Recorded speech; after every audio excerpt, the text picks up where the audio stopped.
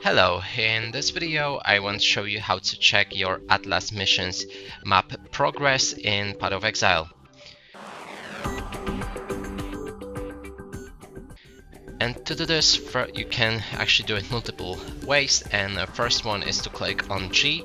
Right here you can see the Atlas maps and you can check which one was already completed.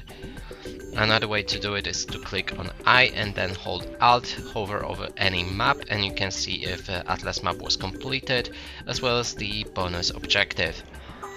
The last one is go to your stash, and here you will need the premium map stash. And now if you open any tier of maps, you can see which one was completed. And there's also this line underneath which says that the map was already completed, so you can skip it. And that's it for this video. Hope you like it. Please consider subscribing to our channel, leave a like and a comment below.